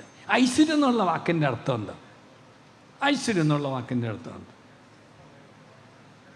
ഐശ്വര്യം എന്നുള്ള വാക്കിൻ്റെ അർത്ഥം ഈശ്വരൻ, ദൈവം നമ്മോട് കൂടെ എന്നാണ്. ദൈവത്തിന് നമ്മോട് കൂടെ വസിക്കണമെന്നുണ്ടെങ്കിൽ ഈ അശുദ്ധാത്മാവിൻ്റെ സ്വാധീനമുള്ളവർക്ക് ഒരിക്കലും സാധിക്കില്ല. കംപ്ലീറ്റ് ക്ലീനായിട്ടുള്ള വസ്ത്രത്തിൽ നമ്മുടെ മനസ്സിൽ അഴുക്കുള്ളപ്പോൾ ദൈവത്തിന് നമ്മുടെ ഉള്ളിൽ വസിക്കാൻ കഴിയില്ല. അതുകൊണ്ടാണ് മനസ്സാക്ഷി നിർമ്മലമാക്കിക്കൊണ്ടും ഹൃദയത്തെ വെടിപ്പാക്കിക്കൊണ്ടും എന്ന് ഞാൻ പറയുന്നത്. അപ്പോൾ വെടിപ്പും വിശുദ്ധിയുമുള്ള നമ്മൾ കുർബാനയിൽ പ്രാർത്ഥിക്കുന്ന പോലെ തന്നെ അത് ഈ ഹൃദയത്തിൻ്റെ വെടിപ്പാണ്. ഹൃദയത്തെ എങ്ങനെ വെടിപ്പാക്കുന്നത്? ഹൃദയത്തെ വെടിപ്പാക്കുന്നത് നമ്മുടെ മനസ്സിൽ നിന്നും ഈ കാലുഷ്യങ്ങളും മാലിന്യങ്ങളും എല്ലാം നീക്കി കഴിയുമ്പോഴാണ്. നമ്മൾ ആയുർവേദ ചികിത്സയ്ക്ക് പോകാത്ത ആരെങ്കിലും ഉണ്ടാവില്ല. ആയുർവേദ ചികിത്സയ്ക്ക് പോകുമ്പോൾ നമ്മുടെ വയറിനകത്ത് ഇൻഡൈജസ്റ്റഡ് ആയിട്ടുള്ള ദഹിക്കാത്ത ഭക്ഷണം കിടന്നാൽ ഒരു മരുന്ന് കഴിച്ചാലും ഏക്കില്ല. അപ്പോൾ അവനെന്ത് ചെയ്യും? അവന് ആ ദഹിക്കാത്ത ഭക്ഷണത്തെ ആദ്യം വിസർജിക്കാൻ പറയും. കാരണം നമ്മുടെ ഉള്ളിൽ മാലിന്യം കിടക്കുക. മാലിന്യം കിടക്കുമ്പോൾ ശരീരത്തിന് സുഖം ഉണ്ടാവില്ല. തലവേദനയായി, ദേഷ്യമായി, അസുഖങ്ങളായി, ഒന്നും. ഇത് തന്നെ മനസ്സ് മലിനമായിരിക്കുന്നിടത്തോളം കാലം ദൈവത്തിൻ്റെ അനുഗ്രഹം നമുക്ക് കിട്ടില്ല. ദൈവത്തിൻ്റെ അനുഗ്രഹം കിട്ടണമെന്നുണ്ടെങ്കിൽ മനസ്സിനെ നിർമ്മലമാക്കണം. മനസ്സിനെ നിർമ്മലമാക്കണമെങ്കിൽ മനസ്സാക്ഷി നിർമ്മലമാക്കണം. ഞാൻ ഈ മനസ്സാക്ഷിയെക്കുറിച്ചൊരു വാക്ക് പറയട്ടെ. എന്താണ് മനസ്സാക്ഷി? മനസ്സാക്ഷിയുടെ സിമ്പിൾ നിർവചനം മനസ്സ് സാക്ഷിയാവുന്നതാണ്. എന്താ മനസ്സ് സാക്ഷിയാവുന്നത്? ദൈവമെല്ലാം കാണുന്നു, ദൈവമെല്ലാം അറിയുന്നു, ദൈവം നിൻ്റെ ഹൃദയത്തെ പരിശോധിക്കുന്നു. നീ വിചാരിക്കും ദൈവം ഇതൊന്നും അറിയുന്നില്ല. ദൈവം നിൻ്റെ ഹൃദയത്തിലെ വികാരങ്ങളെ പോലും വിവേചിച്ചറിയുന്നവനാണ് നിൻ്റെ ദൈവം എന്നുള്ള ഒരു തിരിച്ചറിവാണ്. ആ തിരിച്ചറിവാണ് മനസ്സാക്ഷിയുടെ ശബ്ദം. ഈ മനസ്സാക്ഷിയുടെ ശബ്ദം നമ്മൾ ശ്രവിച്ചാൽ മനസ്സാക്ഷി നിർമ്മലമാക്കാൻ പറ്റും. നേരെ മറിച്ച് മനസ്സാക്ഷി ഇങ്ങനെ പറഞ്ഞുകൊണ്ടിരിക്കും. അങ്ങനെ ഒരാൾ എൻ്റെ അടുത്ത് പറഞ്ഞതാണ്, അങ്ങനെ എല്ലാം നോക്കിയിട്ടൊന്നും ഇന്നത്തെ കാലത്ത് ജീവിക്കാൻ പറ്റില്ല. അതെനിക്ക് വലിയൊരു തിരിച്ചറിവായിരുന്നു. എൻ്റെ ഒരു പ്രസംഗം മുഴുവൻ അതായിരുന്നു. അങ്ങനെ ഒന്നും എല്ലാം നന്നായിട്ട് ഇന്നത്തെ കാലത്ത് ജീവിക്കാൻ പറ്റില്ല. അപ്പം നമ്മൾ എന്തിനാണ് ക്രിസ്ത്യാനിയായിരിക്കുന്നത്? ഇന്നത്തെ കാലത്ത് ഇവിടെ ജീവിക്കാൻ വേണ്ടിയിട്ടാണോ? അതോ ഇന്നത്തെ കാലത്തെ ജീവിതത്തിൽ നാം നേടിയെടുത്ത യോഗ്യതകളുടെ പേരിൽ നിത്യത നേടാൻ വേണ്ടിയിട്ടാണോ? 2 ചോദ്യം ഞാൻ നിങ്ങളോട് ചോദിക്കുക. നമ്മൾ ക്രിസ്ത്യാനിയായിരിക്കുന്നത് ഇന്നത്തെ കാലത്ത് ഈ ലോകത്ത് ഒരു ന്യായമായ സുഖസൗകര്യങ്ങളോടെ ജീവിച്ച് ഇവിടെ ജീവിതം അവസാനിപ്പിക്കാനാണോ? അതോ ഈ ജീവിതത്തിൽ ഞാൻ നേടിയെടുത്ത എൻ്റെ യോഗ്യതയുടെ പേരിൽ ഞാൻ നിത്യത അനുഭവിക്കാൻ വേണ്ടിയിട്ടാണ്? ഉത്തരം ക്രിസ്ത്യാനിയാണെങ്കിൽ ഒറ്റ ഉത്തരവേ ഉള്ളൂ. എൻ്റെ ഈ ലോകത്ത് ദൈവം എനിക്ക് തന്നിരിക്കുന്നത് നിത്യത നേടാനായിട്ടുള്ള ഒരു യുദ്ധമാണ്. അതുകൊണ്ട് നമ്മൾ പാടുന്നില്ലേ, യാത്ര ചെയ്യും ഞാൻ ക്രൂശെ നോക്കി, യുദ്ധം ചെയ്യും ഞാൻ അന്ത്യം വരെ. തിരിച്ചു പറഞ്ഞു നോക്കി, യാത്ര ചെയ്യും ഞാൻ അന്ത്യം വരെ, യുദ്ധം ചെയ്യും ഞാൻ ക്രൂശ്. ഇത് യാത്ര അന്ത്യം വരെ ചെയ്യുന്നതിന് വേണ്ടിയിട്ടാണ്. ഈ അന്ത്യത്തിൽ, എൻ്റെ ജീവിതത്തിൽ ഈ യാത്രയുടെ അന്ത്യത്തിൽ എനിക്ക് വിജയമുണ്ടായി. എന്താ വിജയം? ആ വിജയം നിത്യതയാണ്, എൻ്റെ സ്വർഗപ്രവേശമാണ്. ആ നിത്യത എനിക്ക് നിഷേധിക്കുന്ന രീതിയിൽ എൻ്റെ കയ്യിലിരിപ്പ്, എൻ്റെ മനസ്സിലിരിപ്പ്, എൻ്റെ മനസ്സാക്ഷിയും എൻ്റെ ചെയ്തികളും ഞാൻ കൊണ്ട് നടന്നിട്ട് അവസാനമാകുമ്പോഴത്തേക്കും ദൈവമേ എന്നോട് ക്ഷമിക്കണേ, പൊറുക്കണേ എന്ന് പറഞ്ഞുകൊണ്ട് എനിക്ക് വേണ്ടിയിട്ട് ഒരുപാട് കുർബാനകൾ അർപ്പിച്ചാലും, എനിക്ക് വേണ്ടി ഒരുപാട് പ്രാർത്ഥനകൾ ആരും ഇല്ലാലും ഒരു കാര്യമില്ല. കാരണം എന്താ? ഇത്രേ ഉള്ളൂ, unless you live in peace you will not rest in peace. നമ്മൾ RIP പെട്ടിയെ കാണുന്നില്ലേ? RIP എന്നുള്ള പെട്ടിയിൽ നമ്മൾ എഴുതുന്നതാണ്. പക്ഷേ സത്യത്തിൽ എന്താ? നിത്യതയിൽ നിൻ്റെ ആത്മാവ് വിശ്രമിക്കണമെന്നുണ്ടെങ്കിൽ നീ ഈ ലോകത്തിലായിരുന്നപ്പോൾ നീ സ്വസ്ഥതയിൽ ജീവിച്ചവനായിരിക്കണം. നീ സ്വസ്ഥതയിലും ശാന്തിയിലും ജീവിക്കാതെ നിൻ്റെ ആത്മാവ് നിത്യതയിൽ ജീവിക്കില്ല. ഇതൊരു ഒരു ഒരു ഒരു ഒരു ഒരു എന്താ പറയുക, ഒരു മയമില്ലാത്തൊരു പ്രസ്താവനയാണ് വിശ്വാസത്തെ സംബന്ധിച്ചിടത്തോളം. ഇതിനകത്ത് മയപ്പെടുത്താനും പറ്റില്ല, മായം ചേർക്കാനും പറ്റില്ല, ഇത് ഡൈലൂട്ട് ചെയ്യാൻ പറ്റില്ല. കാരണം നിത്യതയെ നിനക്ക് നേടണമെന്നുണ്ടെങ്കിൽ നിത്യതയെ നോക്കി നീ ഈ യുദ്ധം ക്രൂശിനെ നോക്കി ചെയ്തുകൊണ്ട് ജീവിതത്തിൻ്റെ തിന്മകളെ നിൻ്റെ ജീവിതത്തിൽ നിന്ന് അകറ്റിയിട്ട് ജീവിതത്തിൽ നിനക്ക് ചെയ്യാൻ കഴിയുന്ന നന്മ നീ ചെയ്ത് നീ ദൈവത്തെ ഈ ലോകത്ത് മഹത്വപ്പെടുത്തുന്നവനായിരിക്കണം. വചനം എന്താ പറയുന്നത്? എന്നെ ഇവിടെ ഏറ്റുപറയുന്നവനെ ഞാൻ എൻ്റെ പിതാവിൻ്റെ മുമ്പിലും ഏറ്റുപറയും, എന്നെ ഇവിടെ തള്ളിപ്പറയുന്നവനെ ഞാൻ എൻ്റെ പിതാവിൻ്റെ മുമ്പിൽ തള്ളിപ്പറയും. ഈ രണ്ടാം ഭാഗമാണ് നിത്യത നഷ്ടപ്പെടുത്തുന്നവർ. ആരാ? എന്നെ ഇവിടെ, എവിടെയാ? ഇവിടെ ഈ ലോകത്ത് ദൈവത്തെ ഏറ്റു പറയാത്തവനെ തൻ്റെ വിധിക്കാൻ ഏൽപ്പിച്ച വിധിയുടെ വക്താവായിട്ടുള്ള യേശു ക്രിസ്തു പിതാവിൻ്റെ മുമ്പിൽ തള്ളിപ്പറയും. പറഞ്ഞേ പറ്റൂ. അത് ദൈവത്തിൻ്റെ ഒരു ഒരു ഒരു പ്രകൃതമാണ്, ദൈവപ്രകൃതമാണ്.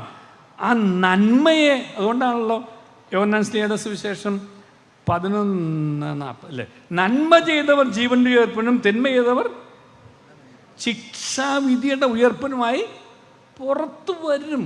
ഉറപ്പാണ്. ഒരു നിത്യത, നിത്യവിധിയുടെ അന്ന് നന്മ ചെയ്തവർക്ക് നിത്യതയും നിത്യ സൗഭാഗ്യവും. ദൈവത്തെ കാണാനുള്ള അവസ്ഥയാണല്ലോ സ്വർഗഭാഗ്യം എന്ന് പറയുന്നത്. ദൈവത്തെ കാണാതിരിക്കാൻ പറ്റാത്ത ആ നരകാവസ്ഥയും അതും ഒരു നിത്യത തന്നെയാണ്. പക്ഷേ അത് നിത്യ നരകമാണ്, ഇത് നിത്യഭാഗ്യമാണ്. നിത്യഭാഗ്യത്തിൽ നിൻ്റെ ആത്മാവ് വിലയം പ്രാപിക്കണമെന്നുണ്ടെങ്കിൽ നിനക്ക് ദൈവം ഇവിടെ ഈ ലോകത്ത് അനുവദിച്ചിട്ടുള്ള സമയത്ത് നിൻ്റെ ആത്മാവ് സ്വസ്ഥതയിൽ വസിക്കണം. നിൻ്റെ ആത്മാവ് സ്വസ്ഥതയിൽ വസിക്കണമെന്നുണ്ടെങ്കിൽ നിൻ്റെ മനസ്സിലിരിപ്പും നിൻ്റെ കയ്യിലിരിപ്പും ഒരു ക്രിസ്ത്യാനിക്ക് ചേർന്നതാവണം. ക്രിസ്ത്യാനിക്ക് ചേർന്നുക എന്നതിൻ്റെ അർത്ഥം എന്ന് പറഞ്ഞതിൻ്റെ അർത്ഥം ഒരു ക്രിസ്ത്യൻ കോൺഷ്യൻസ് ഉണ്ടാവണം എന്നാണ്. ക്രിസ്ത്യൻ കോൺഷ്യൻസ് എന്ന് പറയുന്നത് നിയമം, ഒരു ക്രൈസ്തവ മനസ്സാക്ഷി എന്ന് പറയുന്നത് കേവലം നിയമങ്ങൾ അനുസരിക്കുകയും ആചാരങ്ങൾ അനുഷ്ഠിക്കുകയും ചെയ്യുന്നതല്ല. നിയമങ്ങൾ അനുസരിച്ച് ആചാരങ്ങൾ അനുഷ്ഠിക്കുന്ന വ്യക്തിയാണ് പരിസേയൻ എന്ന് പറയുന്നത്. അത് ക്രിസ്ത്യാനിയല്ല. അവൻ നിയമം ലംഘിച്ചിട്ടില്ല, ആചാരങ്ങൾ അനുഷ്ഠിച്ചു. പരിസേയനെ കർത്താവ് കപടനാട്യക്കാരെന്നാണ് പറഞ്ഞത് അല്ലേ മത്തായി ശ്ലീഹയുടെ സുവിശേഷത്തിൽ. നമ്മളോട് കർത്താവ് എന്താ പറയുന്നത്? ഈ പരിസേയ മനോഭാവം പെട്ടിട്ട് നിയമത്തെ നീ മറക്കുക, അനുഷ്ഠാനങ്ങളെ നീ മറക്കുക. എന്താ നീ ചെയ്യേണ്ടത്? കരുണ നീ കാണിക്കുക. കാരണം നിയമത്തിൻ്റെ അന്തസത്ത കരുണയാണ്. ഈ കരുണ കാണിക്കാതെ നീ എന്താചാരങ്ങൾ അനുഷ്ഠിച്ചാലും എന്തെല്ലാം നിയമങ്ങൾ പാലിച്ചാലും ഞാൻ എൻ്റെ ജീവിതത്തിൽ ഒരു നിയമവും ലംഘിച്ചിട്ടില്ല എന്ന് പറഞ്ഞാലും നീ ദൈവസന്നിധിയിൽ നീതിമാനായി സ്വീകരിക്കപ്പെടില്ല. ദൈവസന്നിധിയിൽ നിന്നെ സ്വീകാര്യൻ ആക്കുന്നത് നീ നിയമം ലംഘിച്ചിട്ടില്ല എന്നുള്ള നിൻ്റെ പ്രസ്താവനയല്ല, നീ നിയമത്തിൻ്റെ ആ അന്തസത്തയായിട്ടുള്ള കരുണ നീ കാണിച്ചു എന്നുള്ളതാണ്. കാരണം ദൈവം നിന്നോട് നിയമപ്രകാരമല്ല പെരുമാറിയത്, ദൈവം നിന്നോട് കരുണയോടെയാണ് വർത്തിച്ചത്. നിയമപ്രകാരമല്ല ദൈവം എന്നോട് വർത്തിച്ചത്. ദൈവം നമ്മളോട് ഓരോരുത്തരും വർത്തിക്കുന്നത് കരുണയോടെ വർത്തിക്കുന്നത്. ആ കരുണ, ഞാൻ നിന്നെ സ്നേഹിച്ച പോലെ നീയും പരസ്പരം സ്നേഹിക്കുക. ദൈവം എന്നെ എങ്ങനെയാണ് സ്നേഹിച്ചത്? ദൈവം എന്നെ സ്നേഹിച്ചുകൊണ്ടാണ് ഈ കയ്യിലിരിപ്പും ഇല്ല, ഇത്രയും കുര്യൻ ഇതൊക്കെ ആയിരുന്നിട്ടും കുര്യൻ എപ്പോഴും കർത്താവ് കൊണ്ടു നടക്കുന്നതുകൊണ്ട് ദൈവത്തിന് എന്നോട് കാര്യമുള്ള നമ്മുടെ ഓരോരുത്തരുടെയും ജീവിതം അത് തന്നെയല്ലേ. നമ്മുടെ എന്തെല്ലാം ഇതൊക്കെ കയ്യിലിരിപ്പ് മോശമായിരുന്നാലും ദൈവം ഇപ്പോഴും കരുണയോടെ നമ്മളെ കൊണ്ടു നടക്കണം. ഈ കരുണയുടെ കൈവഴി ആവാൻ കഴിയാത്ത ഒരു പ്രാർത്ഥനാക്കാരനല്ല. എൻ്റെ പ്രഭാഷണത്തിൻ്റെ 2ാം ഭാഗമാണ്. നമ്മുടെ അതരം സ്തുതിഗീതങ്ങളാലും കാരുണ്യ പ്രവൃത്തികളാലും നിറഞ്ഞില്ല എന്നുണ്ടെങ്കിൽ നമ്മുടെ വിശ്വാസ ജീവിതത്തിനും ആവുന്ന നാണയത്തിൻ്റെ ഒരു വശം മാത്രമേ വന്നുള്ളൂ. ആ നാണയത്തിൻ്റെ 2ാം ഭാഗം എന്ന് പറയുന്നത് ഈ വിശ്വാസം എന്നോട് ആവശ്യപ്പെടുന്ന നീതിയുടെ പ്രവൃത്തികളാണ്. അതുകൊണ്ടാണ് നീതിയുടെ പ്രവൃത്തികളാൽ എന്ന് പറഞ്ഞുകൊണ്ട് നമ്മൾ കുർബാനാവധി ചൊല്ലുന്നൊരു പ്രാർത്ഥനയുണ്ട്. എല്ലാ കുർബാനയിലുണ്ട്. നീതിയുടെ പ്രവൃത്തികളാലാണ്. നീതിയുടെ പ്രവൃത്തി എന്ന് പറയുന്നത് നമുക്ക് നീതിപൂർവം കാരുണ്യപൂർവ്വം വർത്തിച്ചുകൊണ്ട് ദൈവത്തിന് നാം കൊടുക്കുന്ന മഹത്വമാണ്. നമ്മൾ ഓരോ നന്മ പ്രവൃത്തി ചെയ്യുമ്പോഴും അതുവഴിയായിട്ട് ചെയ്യുന്ന വ്യക്തിക്കല്ല അതിൻ്റെ മഹത്വം കിട്ടേണ്ടത്. മഹത്വം കർത്താവേ നിൻ്റെ നാമത്തിന്. കാരണം നീ എന്നെ അനുവദിച്ചത് കൊണ്ടാണ് എനിക്ക് ഈ കാരുണ്യപ്രവൃത്തി ചെയ്യാൻ പറ്റിയത്. നീ എന്നോട് കരുണ കാണിച്ചുകൊണ്ടാണ് എനിക്ക് ചെയ്യാൻ പറ്റിയത്. നീ അനുവദിച്ചില്ലായിരുന്നെങ്കിലോ, നമ്മൾ തിരുവനന്തപുരമല്ലേ, നീ മനസ്സ് വെച്ചില്ലായിരുന്നെങ്കിലോ, കാരുണ്യം കാണിച്ചില്ലായിരുന്നെങ്കിലോ, നീ അനുവദിച്ചില്ലായിരുന്നെങ്കിലോ എനിക്ക് ചെയ്യാൻ കഴിയുമായിരുന്നില്ല. അപ്പം ദൈവത്തിൻ്റെ കരുണയാണ് എന്നിലൂടെ വന്നത്. ആ കരുണ എന്നിലൂടെ ഞാൻ സമൂഹത്തിലേക്ക്, എൻ്റെ സഹോദരങ്ങളിലേക്ക്, എന്നെ വിളിക്കപ്പെട്ട സ്ഥലങ്ങളിൽ ഞാൻ പ്രദർശിപ്പിക്കുമ്പോഴും ജീവിതത്തിലൂടെ പ്രകടിപ്പിക്കുമ്പോഴുമാണ് ഈ പറയുക എന്നതിൻ്റെ അർത്ഥം. അല്ലാതെ അതരം കൊണ്ട് ദൈവമേ അങ്ങനെ നാഥൻ രാജാവും കർത്താവും രക്ഷകനാണെന്നുകൊണ്ട് ഏറ്റുപറയുന്ന ബുദ്ധിമുട്ടില്ല. പക്ഷെ ജീവിതം കൊണ്ട് ഏറ്റുപറയുന്ന ഒരു സുവിശേഷമുണ്ട്.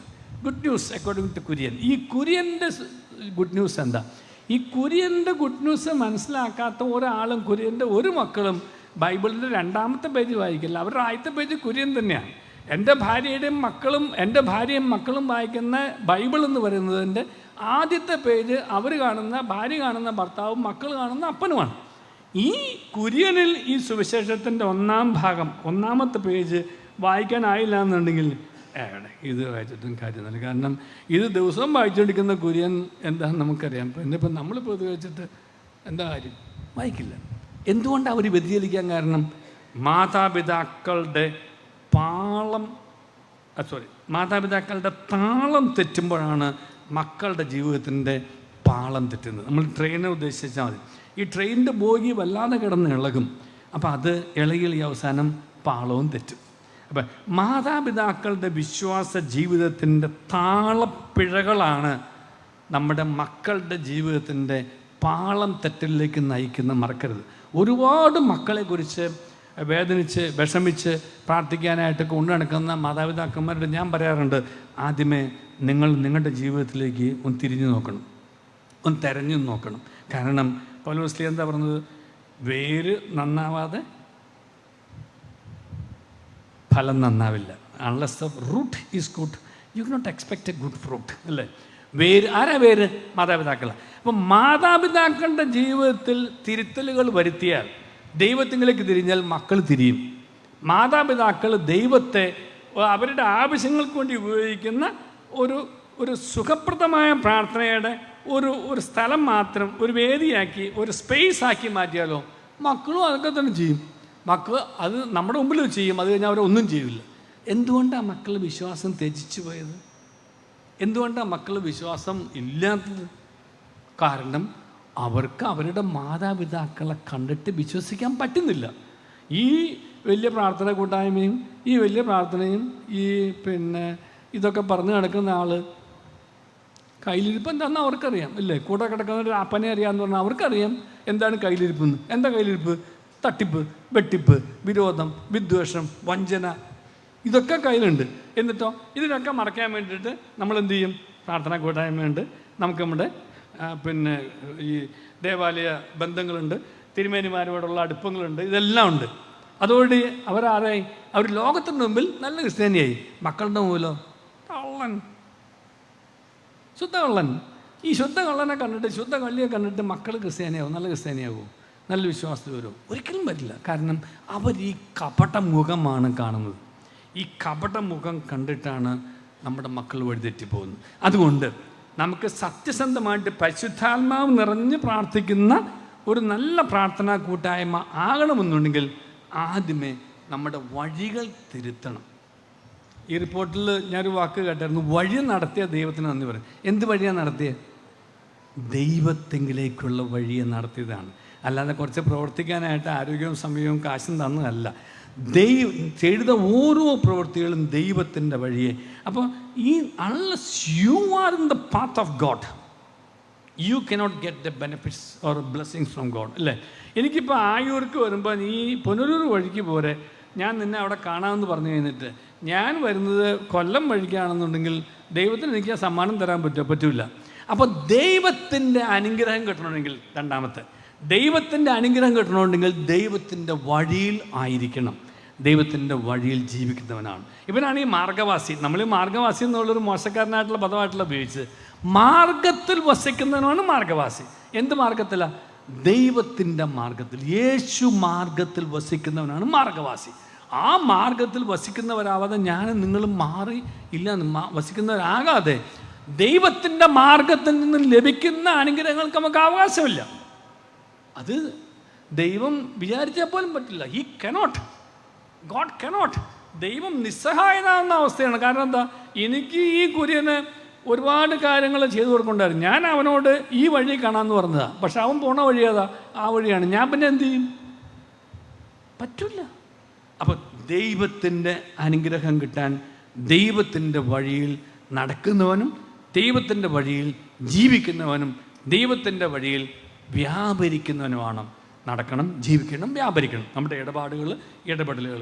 അപ്പം ദൈവത്തിന് നിരക്കാത്തതെല്ലാം മാറ്റാതെ, അതാണ് ഞാൻ പറഞ്ഞു വന്നത്. യാക്കോബിന്റെ 4, 7, 8 പറഞ്ഞത് തന്നെ അതാണ്. ദൈവത്തിന് നിരക്കാത്തവയെ മാറ്റിയിട്ട് ദൈവത്തിന് ചേരുന്നവയുടെ ജീവിതം നയിക്കാതെ ഒരിക്കലും ദൈവത്തിൻ്റെ അനുഭവം ഉണ്ടാവില്ല. ദൈവ അനുഭവം ഇല്ലാതെ ദൈവത്തിൻ്റെ അനുഗ്രഹം ലഭിക്കില്ല. നന്നായിട്ട് ഓർത്തു വെച്ചോ. ദൈവ അനുഗ്രഹം കിട്ടാതെ ദൈവ അനുഭവം ഉണ്ടാവില്ല. ദൈവ അനുഭവം ലഭിക്കാൻ വേണ്ടിയിട്ടാണ് നമ്മൾ പ്രാർത്ഥന കൂട്ടായ്മ. ഈ ദൈവ അനുഭവം എന്നുള്ളത് തിരിച്ചാണല്ലേ പറയേണ്ടത്. ദൈവാനുഭവം, ദൈവത്തെ അനുഭവിക്കാതെ ദൈവത്തിൻ്റെ അനുഗ്രഹം ലഭിക്കില്ല. ശരിക്കും തിരുത്തിക്കൊള്ളണം കേട്ടോ. ദൈവത്തിൻ്റെ അനുഭവം ഇല്ലാതെ, ദൈവത്തിൻ്റെ നിറവില്ലാതെ ദൈവത്തിൻ്റെ അനുഗ്രഹം ലഭിക്കില്ല. അപ്പം അനുഗ്രഹമല്ല വലുത്, അനുഗ്രഹദാതാവാണ് വലുത്. അപ്പം അനുഗ്രഹദാതാവായി ദൈവത്തെ നമ്മൾ സ്വീകരിച്ചു കഴിയുമ്പോഴോ ബാക്കിയെല്ലാം കൂട്ടിച്ചേർക്കപ്പെട്ടോളും. അല്ലേ? നീ നിൻ്റെ പിതാവിനോട് ഈ പിതാവിൻ്റെ ഇഷ്ടം നിറവേറട്ടെന്ന് മാത്രം പറഞ്ഞു ബാക്കിയെല്ലാം നടന്നോളും. കാരണം എന്താ? ബാക്കിയെല്ലാം ആർക്കറിയാം? അപ്പനറിയാം. ബാക്കി അപ്പം പറഞ്ഞു, ഞാൻ പറയേണ്ട ആവശ്യമില്ല. ആദ്യം അവിടുത്തെ വഴിയിൽ നടക്കണം. ആ രാജ്യവും നീതി അവിടുത്തെ വഴിയിൽ നടക്കണം, വഴിയിൽ ജീവിക്കണം, വഴിയെ നമ്മുടെ വ്യാപാരങ്ങൾ നടത്തണം. അത് തട്ടിപ്പില്ലാത്തതാണ്, ചതിയില്ലാത്തതാണ്, വഞ്ചനയില്ലാത്തതാണ്, കളവില്ലാത്തതാണ്, കാപട്യമില്ലാത്തതാണ്. ഇല്ലേ? നമ്മുടെ പണ്ട് കാലത്തെ ക്രിസ്ത്യാനികളെ കുറിച്ച് എന്താ പറഞ്ഞിരുന്നത്? ഈ ഭാഗത്തൊക്കെ നല്ല പരിചയം ഉണ്ടാവും അല്ലേ? തൈലാദി വസ്തുക്കൾ അശുദ്ധമായാൽ ഒരു ക്രിസ്ത്യാനി തൊട്ടാൽ അത് ശുദ്ധമാവും. ഇല്ല, അമ്പലത്തിൽ പൂജിക്കാൻ കൊണ്ടുപോകുന്ന തൈലാദി വസ്തുക്കൾക്ക് എന്തെങ്കിലും ഒരു ദോഷം വന്നാൽ ആ ദോഷം നീക്കുന്ന ഒരു ക്രിസ്ത്യാനിയെ കൊണ്ട് തൊടിച്ചിട്ടായിരുന്നു. ഇന്ന് ഇവിടെ ഇരിക്കുന്ന ഞാനും നിങ്ങൾ പോകുന്ന ഏതെങ്കിലും ഒരു ക്രിസ്ത്യാനി തൊട്ടിട്ട് ഒരു പൂജാവസ്തു ശുദ്ധമാകും എന്ന് നമ്മുടെ ഒരു ഹൈന്ദവ പൂജാരിക്കോ ഒരു ഹൈന്ദവ അങ്ങർക്കോ ആർക്കെങ്കിലും പറയാൻ പറ്റും? നമുക്ക് തന്നെ പറയാൻ പറ്റും. ഞാനൊന്ന് തൊട്ടാൽ മതി എല്ലാം ശുദ്ധമായി. കാരണം അത്രയും ശുദ്ധിയുള്ളവനാണ്. നമ്മുടെ വിശുദ്ധിയായിരുന്നു നമ്മുടെ ഏറ്റവും വലിയ മുതൽക്കൂട്ട്. നമ്മുടെ വിശുദ്ധിയായിരുന്നു ഏറ്റവും വലിയ മുതൽക്കൂട്ട്. ആ വിശുദ്ധി പോയപ്പോൾ നമുക്ക് എന്ത് പറ്റി? നമ്മുടെ ഈശ്വര പ്രാർത്ഥന പറഞ്ഞില്ലേ, ഭക്തിയും വിശുദ്ധിയും സ്വഭാവവിശുദ്ധിയും. ഇപ്പം നമുക്കെന്തുണ്ട്? ഭക്തിയുണ്ട്, ബാക്കി രണ്ടുമില്ല. സ്വഭാവവിശുദ്ധിയില്ല, വിശുദ്ധിയില്ല. അപ്പോൾ ഈ വിശുദ്ധിയും സ്വഭാവശുദ്ധിയും കൂടാതെയുള്ള ഭക്തിയാണ് കപടഭക്തി. ആ ഭക്തിയിൽ നിന്ന് മാറിയിട്ട് വിശുദ്ധിയും സ്വഭാവശുദ്ധിയുമുള്ള നല്ല ഭക്തിയിലേക്ക് വന്നു കഴിയുമ്പോൾ നമ്മൾ നല്ല ക്രിസ്ത്യാനികളാവും. അങ്ങനെ നമ്മുടെ പ്രാർത്ഥനാ കൂട്ടായ്മയുടെ ഉദ്ദേശം എന്ന് പറയുന്നത് നല്ലൊരു ക്രിസ്ത്യാനിയാവാന്നുള്ളതാണ്. എൻ്റെ ജീവിതം കൊണ്ട് ഞാനൊരു നല്ല ക്രിസ്ത്യാനിയാവണം. എൻ്റെ ജീവിതം കൊണ്ട് ഞാൻ കാണിക്കാത്ത ഒരു വിശ്വാസം എൻ്റെ അതരം കൊണ്ട് ഞാൻ പറഞ്ഞിട്ട് ആർക്കും കിട്ടാൻ പോകുന്നില്ല. ഇല്ലേ? ഞാൻ ജോലി എടുക്കുന്ന സ്ഥലത്തോ എൻ്റെ രാഷ്ട്രീയത്തിലോ എൻ്റെ കുടുംബത്തിലോ ഒരിക്കലും ക്രിസ്തുവിനെ മനസ്സിലാക്കില്ല. എങ്ങനെ? ഈ വിശ്വസിക്കുന്നു എന്ന് പറഞ്ഞുകൊണ്ട് വഴി നീളെ പ്രസംഗിച്ചുകൊണ്ട് നടക്കുന്ന കുര്യൻ അവൻ്റെ മനസ്സിലിരിപ്പും കയ്യിലിരിപ്പും ക്രിസ്തുവിനെ ചേർന്ന വിധത്തിലല്ല എന്നുണ്ടെങ്കിൽ അതുകൊണ്ട് ആദ്യമേ വൈദ്യ നിന്നെ തന്നെ നീ ചികിത്സിക്കണം. ഈ വൈദ്യനെ ചികിത്സിക്കാൻ തയ്യാറാവാത്തതാണ് പ്രശ്നം. നമുക്ക് അലക്കല്ല് കണ്ടിട്ടില്ല? അലക്കല്ലിൻ്റെ പ്രത്യേകത എല്ലാവരും കല്ലുമിട്ട് അലക്കും. പക്ഷേ ആ അലക്കല്ലിൻ്റെ അടിവശം നിങ്ങൾ നോക്കിയിട്ടുണ്ടോ? അത് മുഴുവൻ അഴുക്ക് നിറഞ്ഞായിരിക്കും. അലക്കല്ലിൽ ആരും ശുദ്ധിയാക്കാറില്ല. അലക്കുമ്പോൾ ഇട്ട് ശുദ്ധിയാക്കുകയുള്ളൂ. നമ്മളൊക്കെ ചെയ്യണം അത് തന്നെ. നമ്മളാകുന്ന അലക്കുകല്ലിലുള്ള അഴുക്കും എല്ലാം അവിടെ തന്നെ കിടക്കും. നമ്മളിങ്ങനെ അത്യാവശ്യം ശുദ്ധിയാക്കിക്കൊണ്ട് നടക്കുക. ഇനി പരമമായ സത്യം വരുത്, പരമമായ സത്യമാണ്. ഏത് അലക്കുകല്ല് നോക്കിയോ അതിൻ്റെ അടിയും തറയും ഒക്കെ ഭയങ്കര അഴുക്കായിരിക്കും. പക്ഷെ കല്ല് ആ ഭാഗം, നമ്മൾ അലക്കുന്ന ഭാഗം നല്ല വൃത്തിയായിരിക്കും. നമ്മൾ അലക്കിക്കൊണ്ടങ്ങ് പോവുകയും ചെയ്യും. നമ്മളാകുന്ന അലക്ക് കല്ലിനെ ശുദ്ധിയാക്കാതെ നമ്മൾ അലക്കി തെളിച്ച വസ്ത്രം ധരിച്ചുകൊണ്ട് മാത്രം നമുക്ക് ഒരു വിശുദ്ധിയും കിട്ടാൻ പോകുന്നില്ല. അപ്പം വിശുദ്ധിയും സ്വഭാവശുദ്ധിയും കൂടാതെ ഭക്തി ഉണ്ടാവില്ല. ഭക്തി എന്ന് പറയുന്നത് വിശ്വാസത്തിൽ നിന്ന് ഉത്ഭവിക്കുന്നതാണ്. ആ വിശ്വാസത്തിൽ നിന്ന് ഉത്ഭവിക്കുന്ന യഥാർത്ഥ ഭക്തി, നിഷ്കപടനായ ഇസ്രായേൽക്കാരനാവുന്ന അവന് ചേർന്ന ആ ഭക്തി എന്ന് പറയുന്നത് വിശുദ്ധിയും സ്വഭാവശുദ്ധിയുമാണ്. ആ വിശുദ്ധിയും സ്വഭാവശുദ്ധിയും എന്ന് പറയുന്നത് നമ്മുടെ ജീവിതത്തിൽ ഇല്ല എന്നുണ്ടെങ്കിൽ നമ്മളൊരു ആചാര അനുഷ്ഠാനങ്ങളുടെ ക്രിസ്ത്യാനിയായിട്ട് മാറും. ഈ ആചാര അനുഷ്ഠാനങ്ങളുടെ ക്രിസ്ത്യാനിയാണ് നമ്മുടെ ഇന്നത്തെ ഏറ്റവും വലിയ പ്രശ്നം. നമ്മുടെ ഭരണഘടനയിൽ, ഞാൻ ഈ നിയമത്തിൻ്റെ മേഖലയിൽ വ്യാപരിക്കുന്ന ആളാണല്ലോ, നമ്മുടെ ഭരണഘടനയിൽ നമുക്കൊരു മൗലിക അവകാശം തന്നിട്ടുണ്ട്. 25ാമത്തെ ആർട്ടിക്കിളാണത്. അതിനകത്ത് 3 P ആണ്. നിൻ്റെ വിശ്വാസം പ്രൊഫസ് ചെയ്യാൻ, നിൻ്റെ വിശ്വാസം അനുസരിച്ച് ജീവിക്കാൻ, നിൻ്റെ വിശ്വാസം പ്രചരിപ്പിക്കാൻ. 3 അവകാശം നമുക്കുണ്ട്: പ്രൊഫസ്, പ്രാക്ടീസ്, പ്രൊപ്പഗേറ്റ്. നമ്മുടെ പ്രശ്നം എന്താ? അതിൻ്റെ അടിസ്ഥാനം എന്ന് പറയുന്നത് നീ വിശ്വസിക്കുന്ന വിശ്വാസ പ്രമാണമനുസരിച്ച് നീ ജീവിച്ചിട്ട് ആ ജീവിക്കുന്ന വിശ്വാസം നീ പ്രചരിപ്പിക്കുക എന്നുള്ളതാണ് ഉദ്ദേശം. തമ്പുരാൻ കർത്താവ് ഉദ്ദേശിച്ചാണ് അതാ. നമ്മുടെ പ്രശ്നം എന്താ? നമ്മുടെ നടുക്കത്തെ പി നമ്മളങ്ങ് മറക്കും. നമ്മൾ പ്രൊഫസ് ചെയ്യും, നമ്മൾ പ്രചരിപ്പിക്കും, എണ്ണം കൂട്ടാം, പക്ഷേ ക്രിസ്തുവിനെ കൊടുക്കാൻ പറ്റില്ല. ക്രിസ്തുവിനെ കൊടുക്കുന്നത് പ്രാക്ടീസ് ചെയ്യുന്ന വിശ്വാസം പ്രചരിപ്പിക്കുന്നു. അതുകൊണ്ടാണ് നമുക്കൊരു പ്രചോദനം കൊടുക്കാതെ ഒരു പ്രബോധനം കൊടുത്തിട്ടും എങ്ങും കേൾക്കില്ല. മക്കളെന്ന് പറയും, അങ്ങനെയൊക്കെ പറയും. നമുക്കെല്ലാം അറിയാം അവൾ അങ്ങനെ ആരാന്ന് അല്ലേ.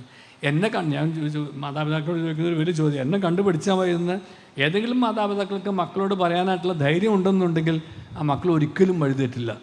അല്ലാതെ നീ അവളെ കണ്ടുപിടിക്കുക അവനെ കണ്ടുപിടിക്കുന്നു പറഞ്ഞുകൊണ്ട് ഒരുപാട് പേരെ ചൂണ്ടിക്കാണിച്ചു കൊടുത്താൽ ഒരു കാര്യമില്ല. ഈ മക്കളോട്, മക്കളെ നിങ്ങൾ ഞങ്ങളെ കണ്ടുപിടിക്കുക എന്ന് ഒരപ്പനും അമ്മയ്ക്കും വിശ്വാസ ജീവിതത്തെക്കുറിച്ച് പറയുന്ന കാര്യത്തിൽ ധൈര്യമായിട്ട് പറയാൻ തക്കവണ്ണമുള്ള വിശുദ്ധിയും സ്വഭാവശുദ്ധിയും അത് നൽകുന്ന ഭക്തിയും ഉണ്ടായാൽ പറ്റും. അല്ലാതെ സ്വഭാവശുദ്ധിയും വിശുദ്ധിയും ഇല്ലാതെ ഭക്തി മാത്രമായിട്ട് നമ്മൾ നടന്നാൽ അതൊരു കള്ളത്തരമാണ്, കാവട്ടെ. അവനാണ് കർത്താവ് ശപിച്ച ഏക പാപം ഏതാ? വേറെ ഒരു പാപം, ഈവൻ നമ്മുടെ വ്യഭിചാരത്തെ പോലും കർത്താവ് ശപിച്ചില്ല. കർത്താവ് ശപിച്ച ഏക പാപം കാപട്യായിരുന്നു. കാപട്യം എന്ന ഏക പാപത്തെ കർത്താവ് ശപിച്ചു. എന്താ കാപട്യം? ഉള്ളിലൊന്ന് പുറത്ത് വേറൊന്ന്, ഇതാണ് കാപട്യം. പറയുന്ന ഒന്ന്, ചെയ്യുന്ന വേറൊന്ന്, മനസ്സിലിരിപ്പ് ഒന്ന്, കയ്യിലിരിപ്പ് വേറെ. ഇങ്ങനെ ഒരുപാട് കാര്യങ്ങളെക്കുറിച്ച് ഇതിനെക്കുറിച്ച് പറയാം.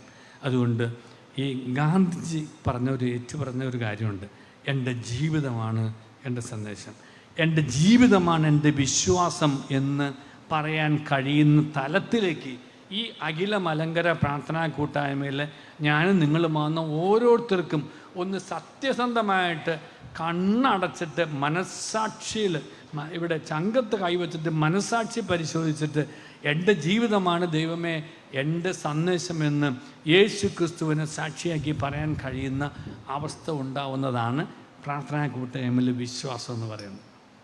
അല്ലെങ്കിൽ കൂട്ടായ്മയിൽ വിശ്വാസം ഉണ്ടാവും, പ്രാർത്ഥനയിൽ വിശ്വാസം ഉണ്ടാവില്ല. അതൊരു ആശ്വാസം മാത്രമായിട്ട് പറയും. ആശ്വസിക്കാൻ വേണ്ടി പ്രാർത്ഥിക്കരുത്, വിശ്വസിക്കാൻ വേണ്ടി പ്രാർത്ഥിക്കണം. ആശ്വസിക്കാൻ വേണ്ടി പ്രാർത്ഥിച്ചാൽ വളരെ എളുപ്പമാണ്. കുറേ നേരം നമ്മൾ പിഴയടിച്ചു, കുമ്പിട്ടു, ഇതൊക്കെ ഒരു ആശ്വാസമായി, നമുക്കൊരു ഇമോഷണൽ സാറ്റിസ്ഫാക്ഷനായി. ദൈവസന്നിധിയിൽ സ്വകാര്യമായിട്ടില്ല. ദൈവസന്നിധിയിൽ സ്വകാര്യമാണെന്നുണ്ടെങ്കിൽ വിശുദ്ധിയും സ്വഭാവശുദ്ധിയും കൈവരുന്നതിന് ശേഷം നമ്മൾ ഭക്തി ജീവിക്കുന്നതാണ്. ജീവിതം കൊണ്ട് നമുക്ക് വിശ്വാസത്തെ ഏറ്റുപറയാൻ കഴിയണം. ഇതാണ് കർത്താവ് പറഞ്ഞത്. അപ്പം ജീവിതം കൊണ്ട് ഏറ്റുപറയുന്നതിൻ്റെ ഏറ്റവും വലിയൊരു പ്രത്യേകതയിൽപ്പെട്ടാണ് പൗലോസ് പറഞ്ഞ കാര്യം. നിരന്തരമായിട്ട് അല്ലേ ഇടവിടാതെ ഗ്യാപ്പ് പാടില്ല, ഇടവിടാതെ പ്രാർത്ഥിക്കാൻ പറഞ്ഞു. ഇടപെടാതെ പ്രാർത്ഥിക്കാമെന്ന് എപ്പോഴും ദൈവം അതല്ല ഇടപെടാതെ എന്ന്. അതായത് നിൻ്റെ വിചാരത്താലോ നിൻ്റെ വികാരത്താലോ നിൻ്റെ ഏതെങ്കിലും ഇടപെടലുകളാലോ നീ ദൈവത്തിന് മഹത്വം നൽകാത്ത ഒരു നിമിഷം നിന്നിലുണ്ടാവരുത് എന്നും അതെല്ലാം വഴിയായിട്ട് ദൈവത്തിന് മഹത്വം നൽകുന്ന രീതിയിലുള്ള ഒരു നടപടി കയ്യിലിരിപ്പ് നിൻ്റെ ജീവിതത്തിൽ ഉണ്ടാവണമെന്നാണ്. ഇതാണ് ഇടവിടാതെ പ്രാർത്ഥിക്കണം. അല്ലാതെ പള്ളിയിൽ നിന്ന് ഇറങ്ങാതെ അവിടെ പോയി കുത്തിരിക്കലല്ല പ്രാർത്ഥന. അതും പ്രാർത്ഥന അല്ല എന്ന് ഞാൻ പറയുന്നില്ല, കളിയാക്കിയതല്ല ഞാൻ പറയുന്നത്. അതിൻ്റെ ഒരു പ്രകടനം. നമ്മൾ ബാറ്ററി ചാർജ് ചെയ്യാൻ വെച്ചു, നമ്മുടെ മൊബൈൽ ചാർജ് ചെയ്യാൻ വെച്ചു. അത് കഴിഞ്ഞിട്ട് 2 മണിക്കൂർ കഴിഞ്ഞ് എടുത്തു നോക്കുമ്പോൾ കുത്തി വച്ചിട്ടുണ്ടായിരുന്നു, പക്ഷേ എടുത്തു നോക്കുമ്പോൾ സാധനം വർക്ക് ചെയ്യണില്ല, ചാർജ് കയറിയിട്ടില്ല. ചാർജ് കയറാത്തതുകൊണ്ട് നമ്മൾ കുത്തി ശരിയായില്ല. നമ്മൾ മര്യാദയ്ക്ക് അവിടെ കുത്തി വെച്ചിരുന്നെങ്കിൽ ചാർജ് കയറിയാണ്. ദൈവത്തിൻ്റെ സന്നിധിയിൽ പോയിരുന്നിട്ട് എല്ലാം വിട്ടുകൊടുത്തിട്ട് അവിടെ ഇരിക്കുന്ന ഒരു നിമിഷമുണ്ട്. അതാണ് സ്തുതിപ്പിൻ്റെ. അത് പ്രാർത്ഥനാ കൂട്ടായ്മയുടെ വിശ്വാസത്തിൻ്റെ ഭാഗമാണ്. ആ പ്രാർത്ഥനാ കൂട്ടായ്മയിലുള്ള ആളുകളെ സംബന്ധിച്ചിടത്തോളം ഈ വിശ്വാസത്തിൻ്റെ തിളക്കം ഉണ്ടാവും. അല്ലാത്ത പക്ഷം വിശ്വാസത്തിൻ്റെ ഒരു ആഘോഷം ഉണ്ടാവും. ഒരു 2 ന്യൂസ് വന്നു, പിന്നെ ഒരു തിരികെത്തിച്ച് പോലെ അത് എല്ലാവരും കണ്ടു. അഖില മലങ്കര കത്തോലിക്ക അഖില മലങ്കര പ്രാർത്ഥനാ കൂട്ടായ്മയ്ക്ക് ഞങ്ങൾ പോയി പങ്കെടുത്തു. പ്രഭാഷണം എടുത്ത് പ്രസംഗമുണ്ട്, ഭയങ്കര പ്രസംഗം, ഗംഭീര പ്രസംഗം. എന്താ പ്രസംഗിച്ച് അത് പിന്നെ പറയാനുണ്ടോ ഗംഭീരമായിരുന്നു. അല്ല എന്താ ഗംഭീരം, അല്ല അത് അങ്ങനെയാണ്. എന്തായിരുന്നു, എങ്ങനെയായിരുന്നു, വേറെ ഒന്നും വേണ്ട, ഇത് മാത്രം ഓർത്തിച്ചാൽ മതി. എൻ്റെ ജീവിതത്തിൽ ഞാനൊരു ക്രിസ്ത്യാനിയാവണം, എനിക്ക് വിശുദ്ധിയും സ്വഭാവശുദ്ധിയും ഇല്ലാതെ ഭക്തി ഞാൻ പ്രകടിപ്പിച്ചാൽ അത് കർത്താവിൻ്റെ മുമ്പിൽ സ്വീകാര്യമാവില്ല. എൻ്റെ ഈ ലോകത്തെ ജീവിതം യാത്ര ചെയ്യലാണ്. ആ യാത്ര എന്നുള്ള കുരിശ് നോക്കിയിട്ട് ഞാൻ യുദ്ധം ചെയ്യലാണ്. യുദ്ധം ചെയ്യുന്നത് തിന്മയുടെ ശക്തികളോടാണ്. അത് ആ തിന്മയുടെ ശക്തി എന്ന് പറയുന്നത് ധനത്തോടുള്ള ആകർഷണം, സുഖഭോഗം അല്ലേ. എന്തൊക്കെ കർത്താവ് പറഞ്ഞത്? വചനത്തെ നമ്മൾ അകറ്റിക്കളന്ന് എന്തൊക്കെയായിരുന്നു? വചനത്തെ നമ്മൾ അകറ്റിക്കളന്ന് വചനം വേര് പിടിക്കായിരുന്നു. എന്തുകൊണ്ടാണ്? ധനമോഹം, മറ്റു വസ്തുക്കളിലുള്ള ആഗ്രഹം, ലോകത്തോടുള്ള വ്യഗ്രത. 3 കാര്യങ്ങളാണ് കർത്താവ് പറഞ്ഞത്. അല്ല, വിതക്കാരൻ്റെ ഉപമയിൽ പറയുന്നത് 3 കാര്യങ്ങളാണ് പറയുന്നത്. ഇത് വിതച്ചിട്ടും വേരില്ല. എന്തുകൊണ്ടാണ് വേരില്ലാത്തത്? ആഴങ്ങളില്ല. നമ്മുടെ ഒരു ആഴങ്ങളില്ലാത്ത ഒരു ഉപരിപ്ലവമായൊരു വിശ്വാസമായിപ്പോയി നമ്മുടെ. അത് ആചാര അനുഷ്ഠാനങ്ങളിൽ അധിഷ്ഠിതമാക്കി മാത്രം ജീവിക്കുന്ന ക്രിസ്ത്യാനിയായിപ്പോയി. അതുകൊണ്ടാണ് ഇപ്പം നമ്മൾ നേരത്തെ ഞാൻ ചോദിച്ചില്ലേ ക്രിസ്ത്യാനിയോട്ടെ ശുദ്ധമാവുന്നു. ഞാൻ പറയാണ്, നമുക്ക് ആ കുര്യൻ ജോസഫിൻ്റെ അടുത്ത് അങ്ങനെ ഒരു ക്രിസ്ത്യാനി വക്കീലാണ്, പറ്റിക്കില്ല. നമുക്ക് നല്ല ഗൈഡൻസ് തരും. എന്നീ കുര്യൻ ജോസഫ് ആവുന്ന വക്കീലിനെ കുറിച്ച് ഇപ്പം എനിക്ക് വക്കീലാവാൻ പറ്റില്ല, പറയാൻ കഴിഞ്ഞില്ല എന്നുണ്ടെങ്കിൽ ഞാനൊരു ക്രിസ്ത്യാനി വക്കീലല്ല. ഒരു കച്ചവടക്കാരൻ്റെ അടുത്ത് അതൊരു ക്രിസ്ത്യാനിയുടെ കടയാണ്, എന്തായാലും അവിടെ തട്ടിപ്പുണ്ടാവില്ല, മായം ഉണ്ടാവില്ല, കൊള്ളലാഭം ഉണ്ടാവില്ല, ന്യായമായിട്ടുള്ള ലാഭം എടുത്ത് നമുക്ക് നല്ല കാര്യങ്ങൾ കിട്ടും. ഒരു ക്രിസ്ത്യാനി കടയിൽ അങ്ങനെ പോയി പറയാൻ പറ്റുന്നുണ്ടോ? നമുക്ക് ഏത് മേഖല എടുത്തു നോക്കിയുള്ളൂ. What difference do I make as a Christian?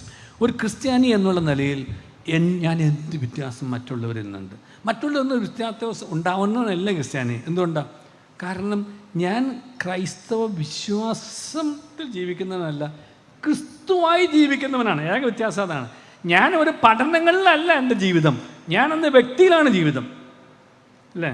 കർത്താവിനോട് പീലാത്തോസിന് മുമ്പിൽ വലിയ ന്യായാധിപൻ്റെ പോലെ നോക്കുമ്പോൾ കർത്താവിനോട് എന്താ ചോദിച്ചത്? What is truth? സത്യം എന്താണെന്ന് ചോദിച്ചു. കർത്താവ് എന്താ മറുപടി പറയായിരുന്നു? മറുപടി പറഞ്ഞോ? പറഞ്ഞില്ല. എന്താ പറയായിരുന്നു?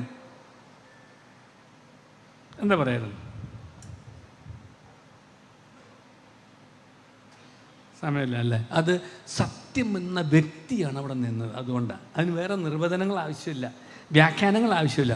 എവിടെ ഞാൻ വിശദീകരിക്കാനോ ന്യായീകരിക്കാനോ ശ്രമിക്കുന്നുവോ അതിൻ്റെ അർത്ഥം അവിടെ വിശ്വാസം ഇല്ലയെന്ന് തന്നെയാണ്. എൻ്റെ വിശ്വാസത്തിന് ന്യായീകരണമോ വിശദീകരണമോ ആവശ്യമില്ല. കാരണം എൻ്റെ നടപടി, ഞാനൊരു ക്രൈസ്തവ വിശ്വാസിക്ക് ചേർന്ന ഇൻറ്റഗ്രിറ്റി അല്ലേ, നമ്മുടെ ആ സ്വഭാവ ശുദ്ധിയും വിശുദ്ധിയും ഉള്ള ഒരു നടപടിയാണെന്നുണ്ടെങ്കിൽ ഞാൻ ആരുടെ മുമ്പിലും പിന്നെ വിശദീകരിക്കാനും ന്യായീകരിക്കാനും പോകണ്ട. നമുക്ക് വിശദീകരണവും ന്യായീകരണം വരുന്നത് എപ്പോഴാണ്? എന്തൊക്കെയോ ഒരു പ്രശ്നം ഉള്ളതുകൊണ്ടാണ് വിശദീകരിച്ച് ന്യായീകരിച്ച് ബോധ്യപ്പെടുത്തേണ്ടി വരുന്നത്. നേരെ മറിച്ച് ആ സത്യസന്ധമായി വ്യാപരിച്ച അതേ ഒരു നടപടിയായിരുന്നെങ്കിലോ ഒരു പ്രശ്നമില്ല അതിനകത്ത്, ഒരാവശ്യമല്ല അതിനകത്ത്.